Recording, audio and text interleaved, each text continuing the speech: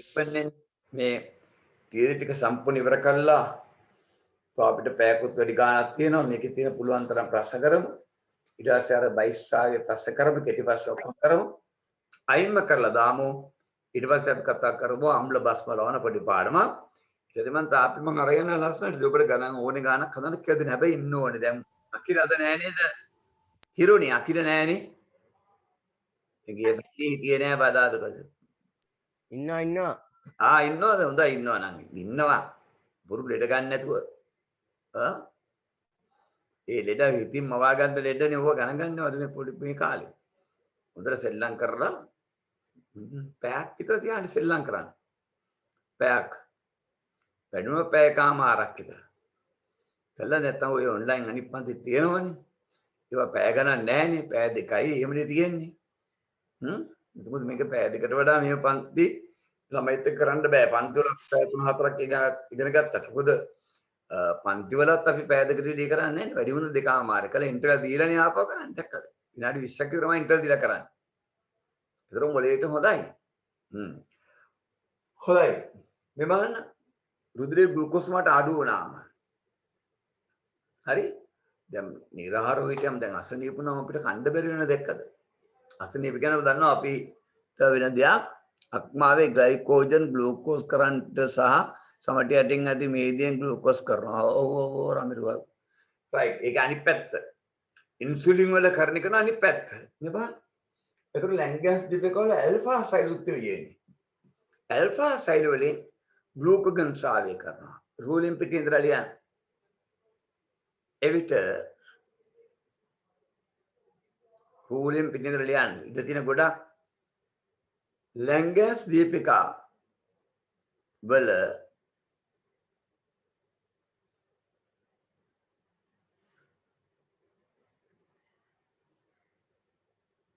Alpha සෛල මගින්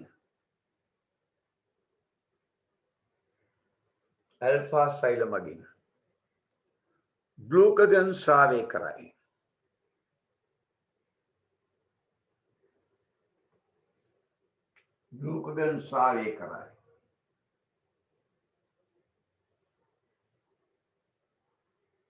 right?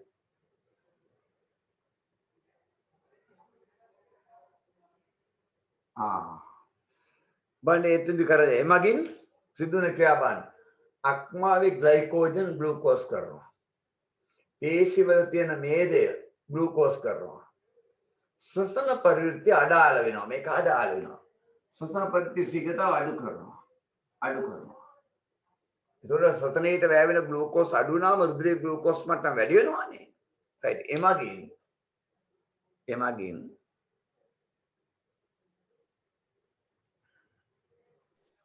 අක්මාවේ glycogen glucose කරයි.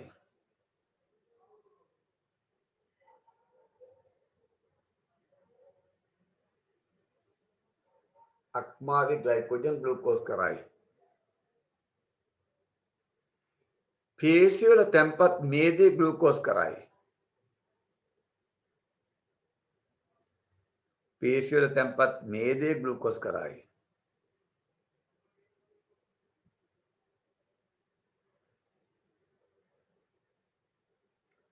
ශ්වසන පරිවෘත්ති අඩු කරයි.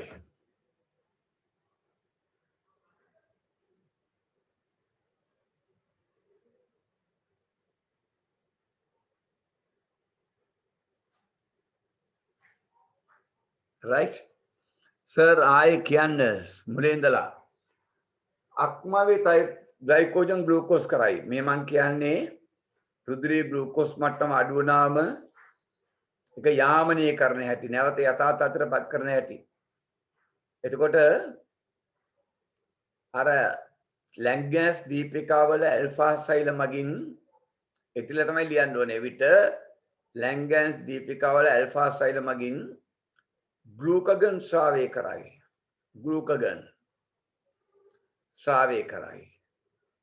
එමගින් අක්මාවේ තැන්පත් ග්ලයිකෝජන් ග්ලූකෝස් කරයි.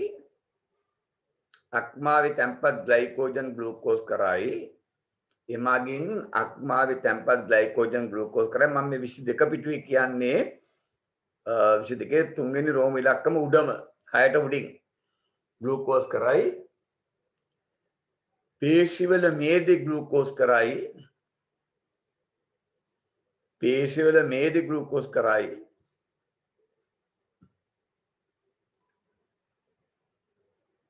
සසන පරිවෘත්තිය වේගය අඩු කරයි සසන පරිවෘත්ති වේගය අඩු කරයි දැන් ඔයගොල්ලන්ගේ දැන් මේ ටික මම කිව්වා ඔයගොල්ලන්ගේ ඔය පාවිච්චි කරන ෆෝන් වල මේ නැත්තම් මේ ලැප්ටොප් වල මේක එක දෝෂ වෙලා කට්ටුනාම ඊට පස්සේ පරක් ඇවිල්ලා පරක් වුණා ජොයින්ට් වුණාම දැන් ඔය ධර්මහා දරුවෝ කියන්නේ ආයෙ කියන්න මට මිස් වුණාම කියලා කියන්න ඕනේ නේ සමහරකයි ජොයින්ට් වෙනවා ආයෙ මිස් වෙනවා කියන්නේ නැහැ කිසි දෙයක් මොනවා ලියනවද දන්නේ නැහැ ඉතින්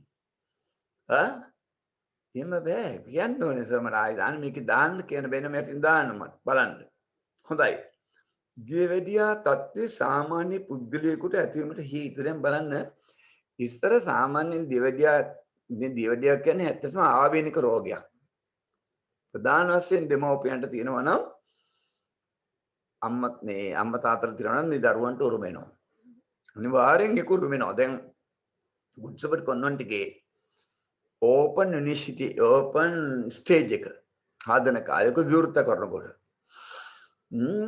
මම ඉස්කෝලේ හිටපු කාලේ ඔක හදලා විවෘත කරේ ඔක හැදුවේ නරිච්ච කාන්ති මිස්ති මහත්තයා ඔක ප්ලෑන් ඔක්කොම හදලා විවෘත කරන ජැක්සන් ඇන්තිලා කට්ටිය ගෙන්නලා ලොකු උත්සවයක් තිබ්බා ඒකෙදී ආපු ආරාධිත අමුත්තන්ව එතෙන්ට අවශ්‍ය මොනා තැන්වට කොන්වන්ට් එකේ තිබුණ රූම් එකක් ඒකට එක්කන් ගිහින් මම ඒ බාර වෙච්චි එතන ජැක්සන් ඇන්තියාම මම කොහොම ඒගොල්ලන්ට ඉතින් තේ දීලා ආරෝමේ දීලා මේ සංග්‍රහ කරලා තේ බොන්න කිව්වම ජැක්සන් ඇන්ති කිව්වා නෑ මම සීනි දාලා තේ බොන්නේ නෑ කියලා බුදුහාම අපගේ අම්මා තාත්තලා දියවැඩිය ඇතුළ මට අනිවාර්යෙන් ඒක ලැබෙයි කියලා මට මතකයි තාම ඒතර ඒක ආවේනික රෝගයක් සාමාන්‍යයෙන් නමුත් ඊට අමතරව ඔබගේ චර්යාමය ගුණ අනුවත් වෙනස් වෙනවා. ඔබගේ කෑම බීම පාලනයක් නැතුව කරනවා නම් ව්‍යායාම අඩුවෙන් කරනවා නම් අනිවාර්යයෙන්ම රුධිරයේ ග්ලූකෝස් මට්ටම වැඩි වෙන්න පුළුවන්. තේරුණාද? රයිට් මේ තියෙන්නේ. දියවැඩියත් සාමාන්‍ය පුද්ගලයාට ඇතිවීමට හේතුව උපතේදීම මේ බීටා සෛල නොපිහිටීම. අන්න ඒකට ආවේනික දැක්කද?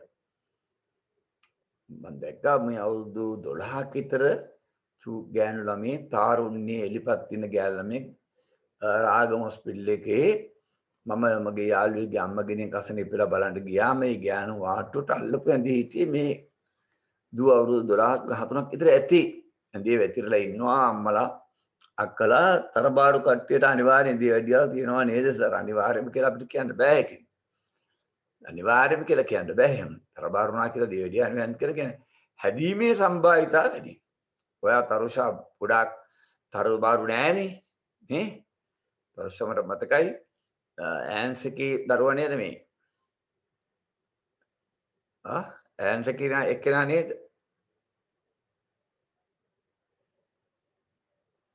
ආල්මස් වගේ සර් මං රයිට්.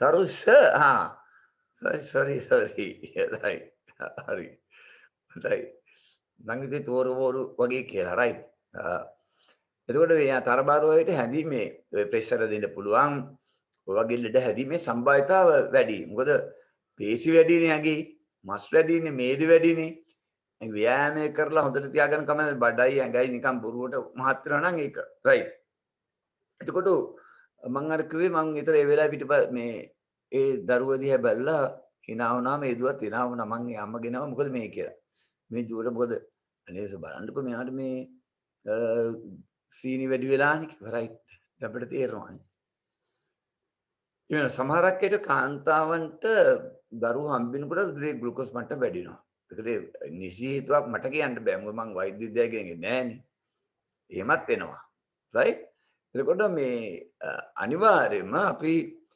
සීනි ආහාර අඩුවෙන් ගන්න ඕනේ පුළුවන් තරම්. හරි? සීනි ආහාර අඩුවෙන් ගැනීම තියෙන්න ඕනේ. ඛණ්ඩ අඩුවෙන් ගන්න ඕනේ. දැන් බලන්න කොකා කෝලා ස්ප්‍රයිට් පෙප්සි කෝලා ඒවා අධි මාත්‍රාවෙන් තියෙනවා. පැනිරා.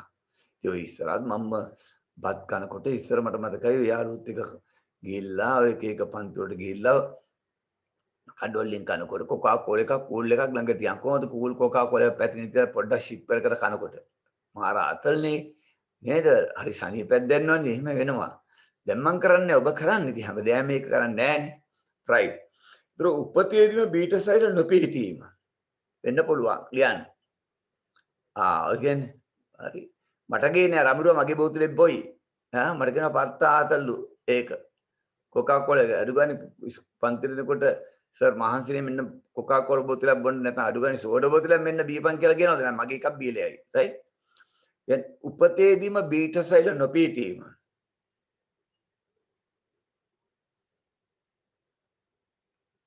ලියන්න කතරයක් දාලා ලියන්න ඊළඟට බීටා සෛල වලින් ඉන්සුලින් ස්‍රාවි නොවීම තව එකක්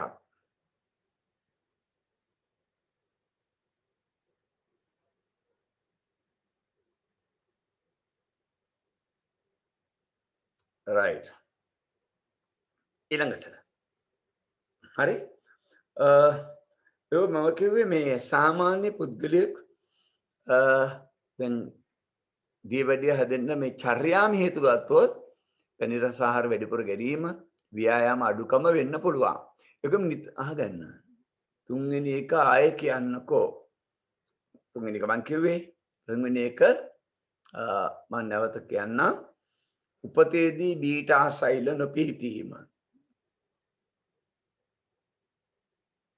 right ඒ වගේම අර බීටා සෛල සංවේදී වෙන්නේ නැතුව දෙවෙනි එක ඉන්සුලින් ස්‍රාවි නොවීම බීටා සෛල වලින් ඉන්සුලින් ස්‍රාවි නොවීම ඒවා සංවේදී වෙන්නේ නැතුව තියෙනවා right ඒක තමයි උත්තරේ right දැන් මේවා අංක 6ට වැදගත් නේද අභ්‍යන්තර පරිසරය යාමට දේහ උෂ්ණත්වය බලපෑම හරිම වැදගත් මේ හරිය තාම සංකීර්ණව අපි විග්‍රහ කරනවා නමුත් ඔබට තාම සරලව මම කියනවා සාමාන්‍ය මේකේ දේහ උෂ්ණත්වය සෙල්සියස් 37යි ෆරන්හයිට් වලින් 98.4යි මතක තියාගන්න right දැන් තාපයට මේ 90 ෆරන්හයිට් සෙල්සියස් අතර කෙල්වින් අතර සම්බන්ධය තියෙනවා ඔබට දුන්න ටියුට් එක අරන් බලන්න මම නියම රූප වර්ගයක් දාලා තියෙන්නේ right එතකොට ඒ අවමාගේ 36යි නැත්නම් 37.5 අතර විචලන වෙන්න ඕනේ උඩට අඩු වෙන්න බෑ 36 හරි ඒ දෙක අතර විචලන වෙන්න ඕනේ 37.5 කියන්නේ 98.4ට වඩා වැඩි වුණාම සාමාන්‍යයෙන් 99 විතර වුණාම තමයි සාමාන්‍ය 100 ඉතුරු වුණාම තමයි වෛද්‍යරු කියන්නේ ඕනවට මුණ බෙහෙත් බොන්න කියලා. අපි ව්‍යායාම කරනකොට දුවනකොට පයින්නකොට බය වුණාම ඇඟි උෂ්ණත්වය පොඩ්ඩක් වැඩි වෙන්න පුළුවන් නේද? දැන් ඊයේත් මැච් එක බලන් ඉදිද්දි අන්තිම මොහොත වෙනකොට මගේ හෘද ස්පන්දනය වැඩි වුණා. මුන් පරදීද කියලා. ඊට පස්සේ අන්තං අර අකිල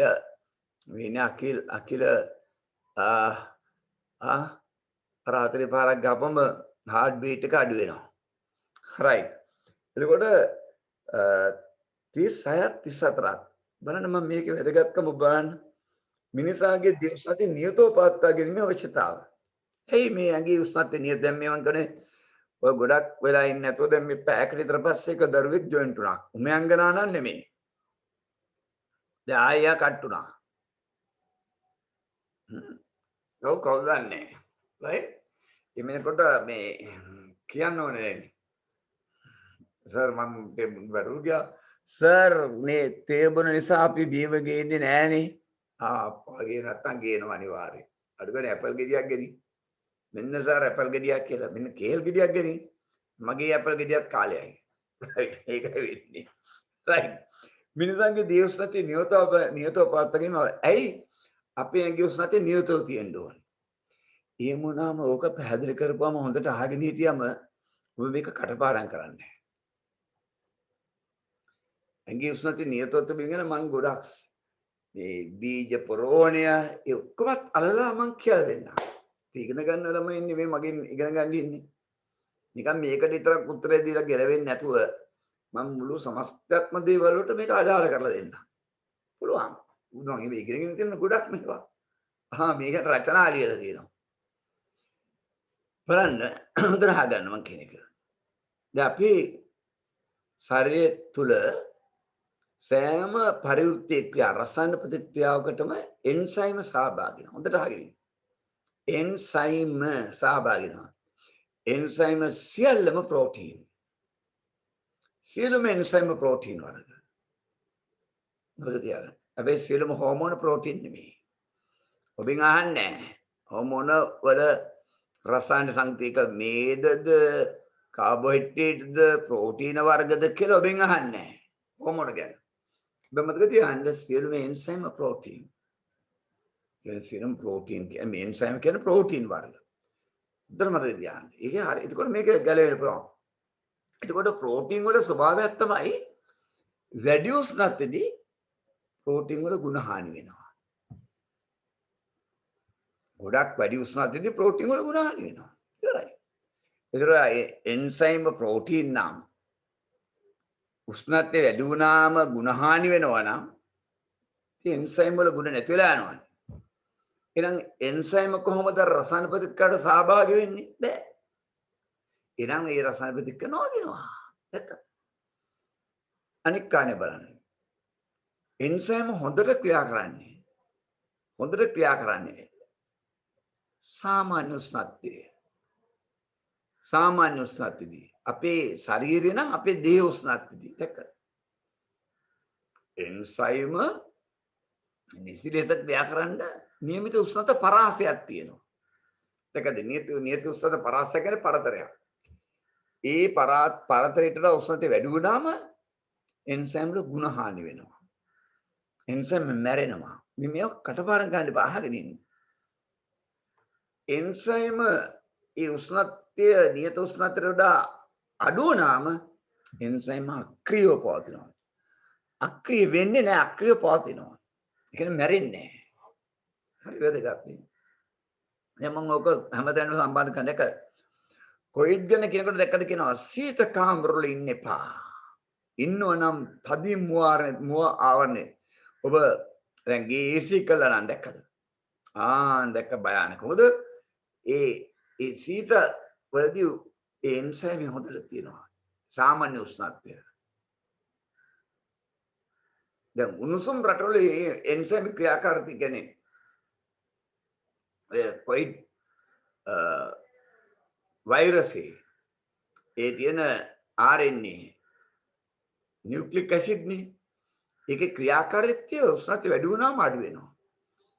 සාමාන්‍ය උෂ්ණත්වය ටිකක් අඩු වුණාම හොඳට ක්‍රියා කරනවා. දැක්කද? රයිට් අපි මෙතෙන්ට යමු. තමන්න සීත කරන එක කැම තියන් ඉන්නවා අපි. ඒ ගෙනාපු එළවලු, උයපුවා, මස් මාළු ඉතුරු වෙච්වා.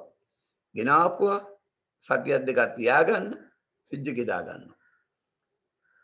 දැක්කද? ඒතර කුණු වෙන්නේ නැහැ නේ. ඇයි? කුණු වෙන්නේ සුද්ධ ජීවීන්ගෙන්. කුණු වෙන්නේ සුද්ධ ජීවීන්ගේ ක්‍රියාකාරීත්වය. සුද්ධ ජීවීන් කොහොමද කුණු කරන්නේ? උන්ගේ ඇඟෙන් දානවා පිටතට එන්සයිම්. ඇහැට වෙන්නේ නැහැ නේ. උන්ගේ ශරීරයෙන් පිටතට එන්සයිම් දානවා. ඒ එන්සයිම් වැටුනම ඒ ආහාරයට ඒ ආහාරය වියෝජනය වෙනවා. වියෝව වෙනවා. අන්න කුණු වෙනවා. දැක්කද? මාළුද මස්ද ඕනම ජීවසෛලයක් ඕන එකක් ගන්න. ඕනම ජීවසෛලයක්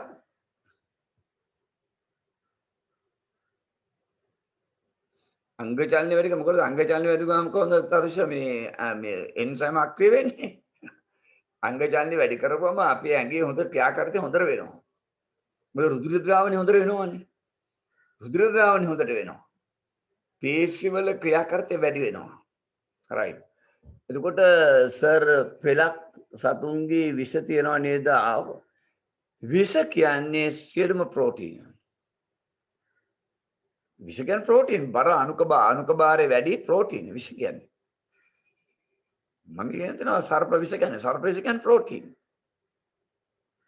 DNAs, RNAs, protease ඕනව නම් විතරම මට මතකයි තාම. හරි අපි ඉතර දුර යන්න නැතුව අහගෙන ඉන්නකෝ මේක. අහගෙන මේ රමිරු අහගෙන මලේෂ. ඒකෝට දැන් ඔබ එදිනෙදා ජීවිතයත් එක්ක මෙතන බලන්න මං කියන්නේ උෂ්ණත්වය අපි සීතකරනේ දාපුවම කුණු වෙන්නේ නැත්තේ ඇයි? අර සුද්ධ ජීවීන්ගේ ශරීරයෙන් පිට කරන එන්සයිම ක්‍රියා කරන්නේ නැහැ. මං කිව්වා දැන් මොක රමිරු දාන්න එපා. දැන් අපි සර්ප විෂ ගැන කතා කරන්නේ නැහනේ. ඒතකොට මේක එහාට යනවා. පාඩම අනවශ්‍ය පැත්තට යනවා. මං චුට්ටක් කියලා වැඩිහරියක් ඔබට මොනවාද කියලා මම මේ කියන්නේ. හරි? ඔබට මොනවා පැත්තට ගේන්නේ? නැත්නම් මම දන්නේ ඒවා කියලා දැන් මම දැක්කනේ සමහර මේ ගුරුවරු කියන අය. සිලබස් එකක් නැතුව ඔහේ අයාලි උගන්වනවනේ.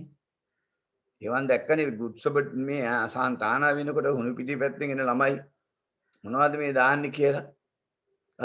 ඉතින් ඒකේ වැඩක් නැහැ අපරාධී ඒ ළමයි ඒව ඉගෙන ගන්න එක.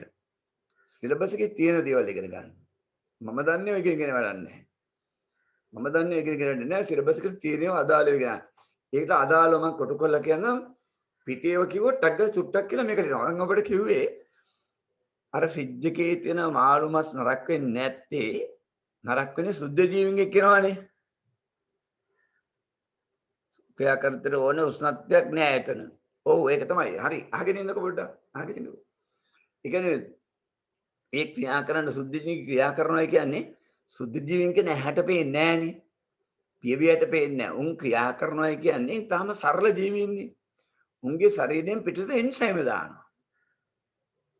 එන්සයිම දාලා ඒ ආහාරය වියෝජනය කරලා ඒකෙන් ශක්තිය ලබා ගන්න එක තමයි ජීවිතය.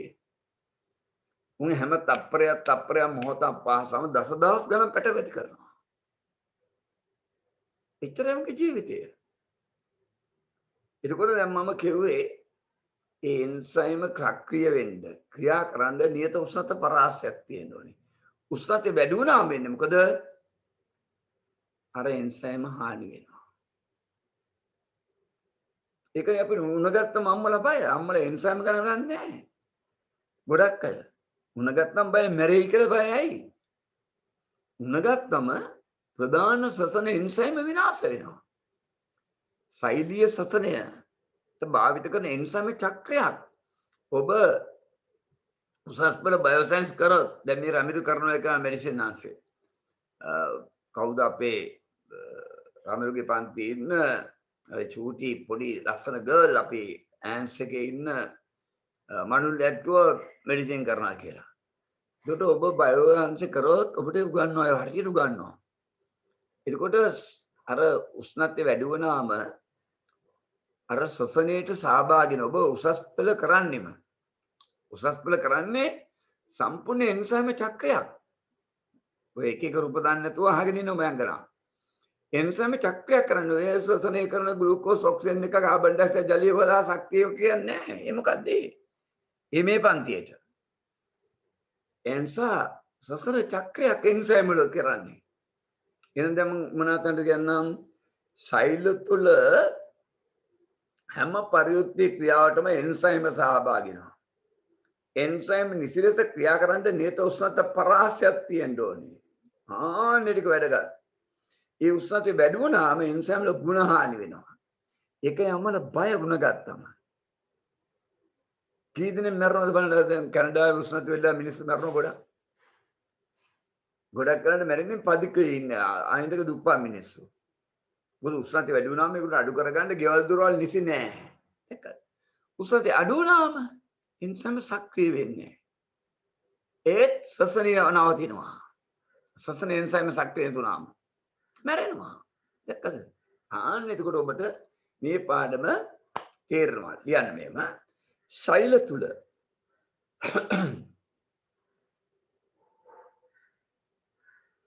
ඊට මදි කියලා හිතනවා නම් ඊළඟ රූලිය ඉදලා ලියනකොට රූලිය පිටින් ලියන්න මම පොඩි විස්තරයක් දෙන්නම්. පරිවෘත්ති ක්‍රියා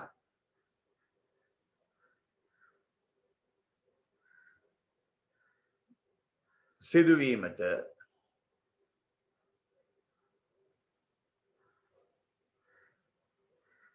එන්සයිම සහභාගී වේ.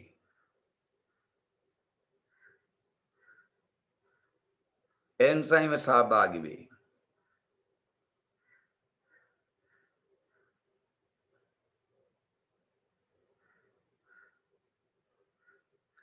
එන්සයිම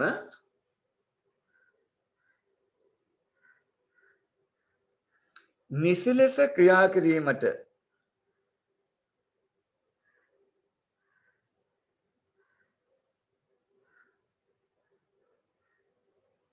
නියත උෂ්ණත්ව පරාසයක් තිබිය යුතුය.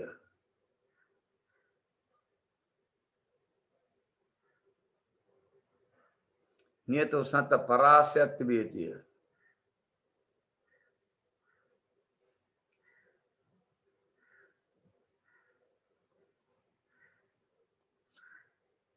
උෂ්ණත්වය වැඩි වූ විට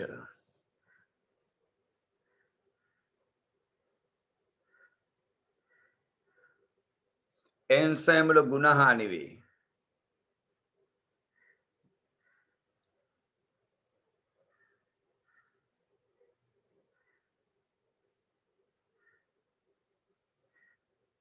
උෂ්ණත්වය අඩු වූ විට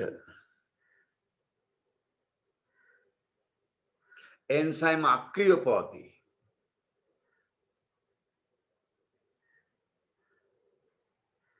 එන්සයිම් අක්‍රිය පවතී.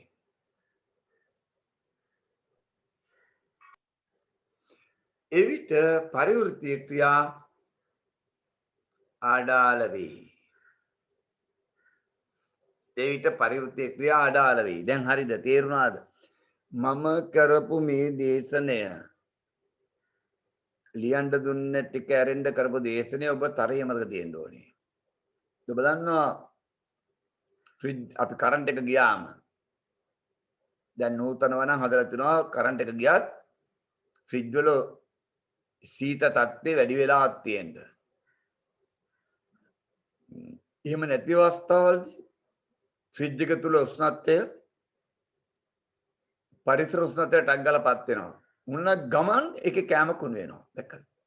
ඒ ඇයි? අර මේ සුද්ධ ජීවීන් ඉන්නවා කලින් උන් අක්‍රියව ඉන්නේ. මැරෙන්නේ නැහැ. සීත තත්ත්වය අක්‍රියව ඉන්නේ. නැවත පරිසර උෂ්ණත්වයට පත් වුණ ගමන් උන් එන්සයිම ස්‍රාවය වෙනවා. ඒක ක්‍රියා කරනවා. ඒතර කුණු වෙනවා. මෙගෙන මහා ගොඩක් තියෙනවා කතන්දර රයිට්. මිනිසාගේ මේ දේවස්ත්‍ය පාලක මධ්‍යස්ථානය හයිපොතැලමස්. දැන් හයිපොතැලමස්.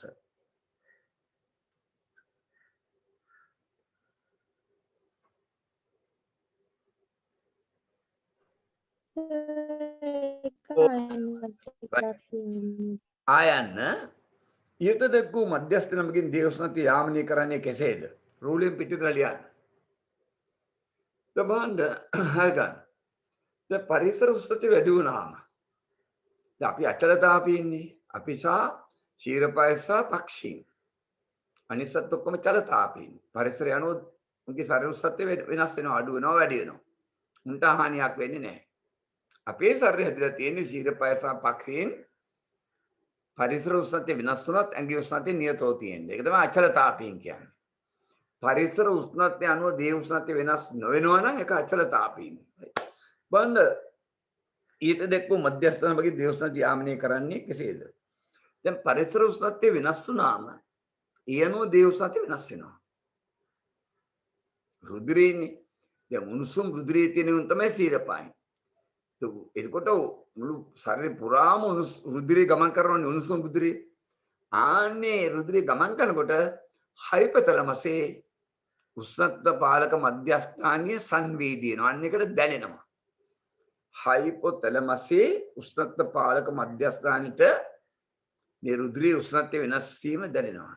එමගින් දේහ උෂ්ණත්වයේ නැවත යථාර්ථයට කරන්න කටයුතු කරනවා.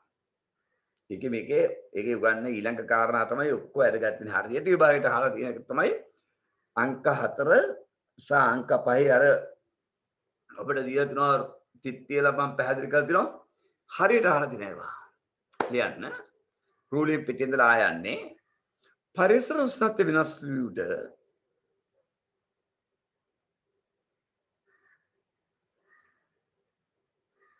පරිසර උෂ්ණත්වය වෙනස් වූ විට දේහ උෂ්ණත්වය වෙනස් වේ. දේහ උෂ්ණත්වය වෙනස් වේ.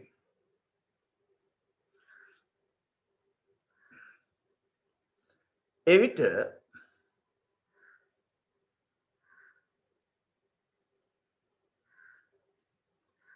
හයිපොතැලමස් උත්තේජ වී ඒ විට හයිපොතැලමස් උත්තේජ වී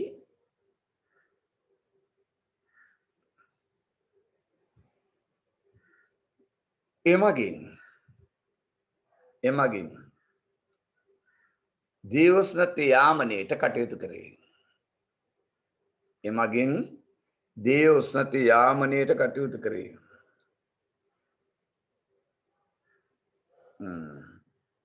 මම හිතනවා ඔබට මේ අංක ඊට පස්සේ අංක 22 පිටුවේ රෝම ඉලක්කම් 4 සහ 23 පිටුවේ රෝම ඉලක්කම් 5 ඒ කොටස් සම්පූර්ණ වෙන්න මම පැහැදිලි කරපුවා මේ નિયમિત වෙලාවෙ යයි. එච්චර තියනවා ඒක කියලා දෙන්න නිකම්මට කියලා දෙන්න බෑ. මේ බලන්න. බාහිර පරිසර උෂ්ණත්වය වැඩි වූ විට දේහ උෂ්ණත්වය වැඩිවීම වළක්වා ගන්නේ කෙසේද?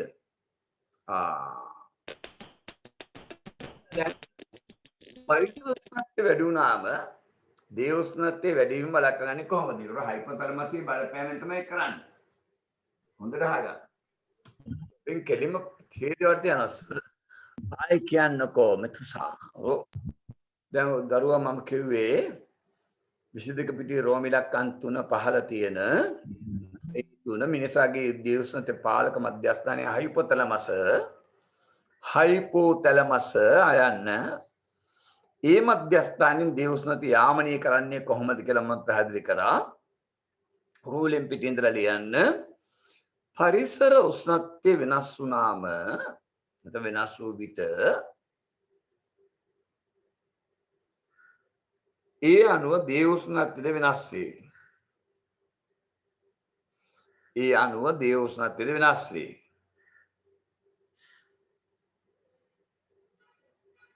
ඒ කියන්නේ රුධිර උෂ්ණත්වයනේ. රුධිර උණුසුම අඩු වැඩි වෙනවා.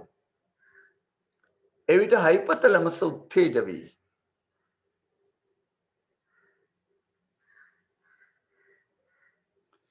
හයිපොතැලමස් උත්තේජ වී දේහ උෂ්ණත්වය යාමනයට කටයුතු කරේ. දේහ උෂ්ණත්වය යාමනයට කටයුතු කරේ.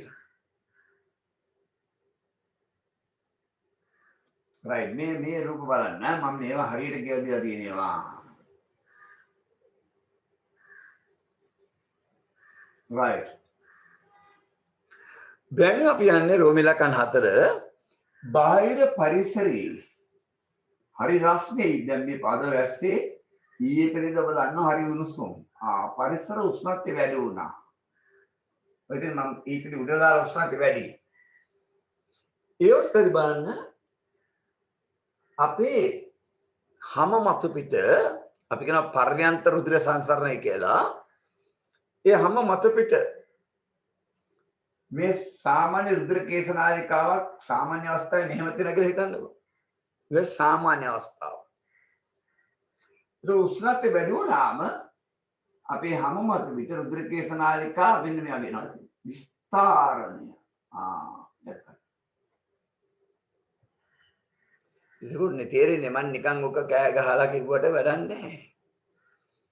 සාමාන්‍ය අවස්ථාවේදී පරිසර උෂ්ණත්වයේ සාමාන්‍ය අවස්ථාවේදී අපේ හැම උෂ්ණත්වයේ මේ රුධිර කේශනාලිකා මෙහෙමනම් පරිසර උෂ්ණත්වය වැඩි වුණාම දැන් දවල් කාලේ බලන්න වහින්න නැතුව දිනකොට ඔබ දන්නවා 10න් පස්සේ 2 වෙනකන් 10ක් 2ක් අතර බලන්න ගොඩක් වැඩිනේ. ඉන්ටර්නෙට් දුන්න පස්සේ ඉස්කෝලේ අරණ සීමාව තුල බලන්න කොච්චර උෂ්ණත්වය වැඩිද කියලා. ඔබ ක්‍රීඩා කරනකොට බලන්න ක්‍රීඩා තරඟවලදී දුවලවපුවම ඔබේ ඒ සාමාන්‍ය පාට අය රතු වෙලා ලී වෙලා වගේ පේනවා. ටිකක් කළු අය දම් පාට වෙලා පේනවා. ඇයි මේ? මෙන්න හේතුව ගන්න. ඒ ව්‍යායාම කරනකොට අරවා මෙහෙම වැඩියෙන් ශක්තිය ලබා ගන්න රුධිර සංසරණය වේගවත් වෙනවා. ශ්වසනය වැඩි වෙනවා. රුධිර සංසරණය වැඩි වෙනවා. සෛල වලට වැඩියෙන් ග්ලූකෝස් දෙන්න වෙනවා. අපි බය වෙලා දුවනකොටත් ඔක තමයි වෙන්නේ. ආන්නේ වෙලාවට අපේ හැමේ රුධිර සංසරණය වැඩි, ශ්වසනය වැඩි, අපිට ලැබෙන ශක්තිය වැඩි, ඇඟේ උණුසුම වැඩි. දැන් පරිසර උෂ්ණත්වය දැන් සෙල්ලම් නොකරත් පරිසර උෂ්ණත්වය වැඩි වෙනකොට අපේ ඇඟේ උෂ්ණත්වය වැඩි වෙනවා.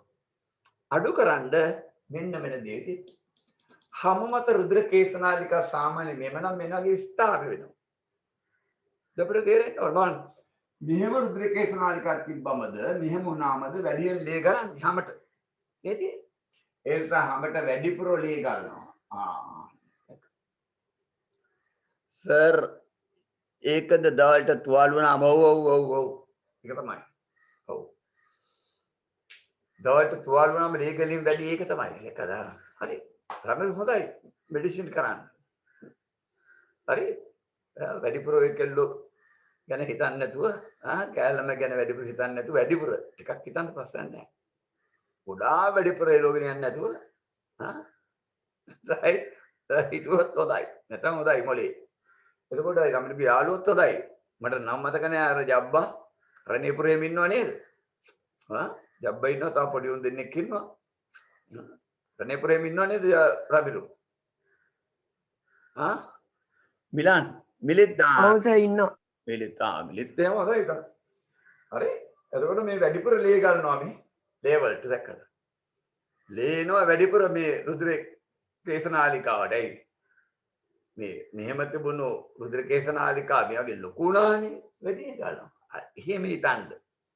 එහෙම හිතුවම ලියන්න පුළුවන්. අන්න එතකොට රුධිරයෙන් සමහරා හානි වන තාපය වැඩි දැක්කද?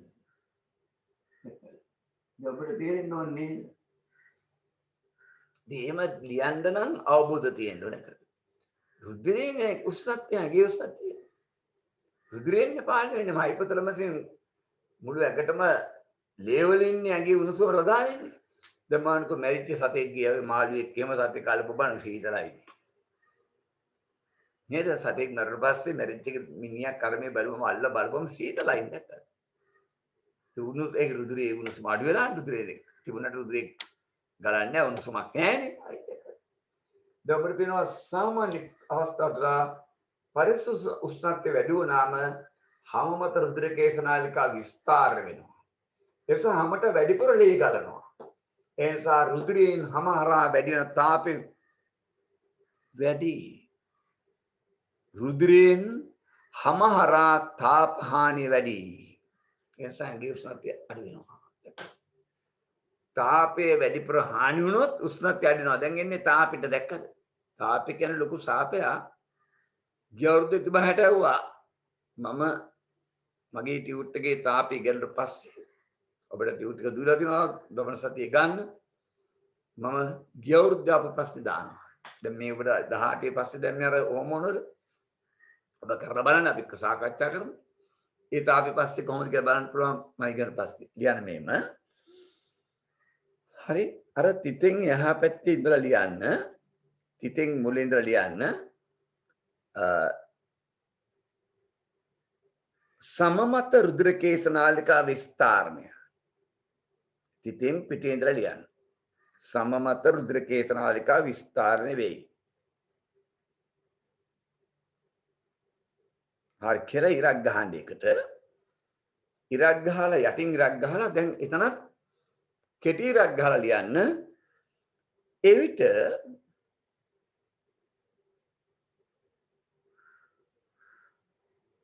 හැමට ගලන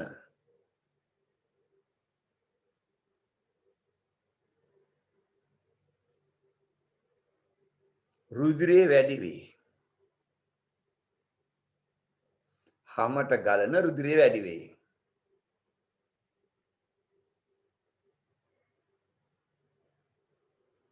මේ නිසා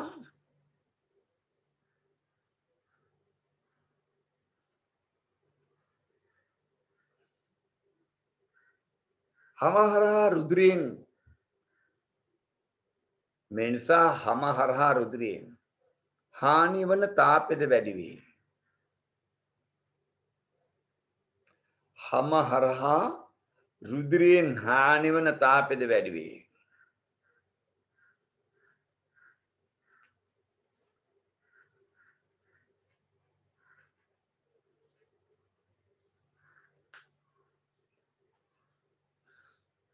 ඒ නිසා දේ උෂ්ණත්වය අඩු වේ.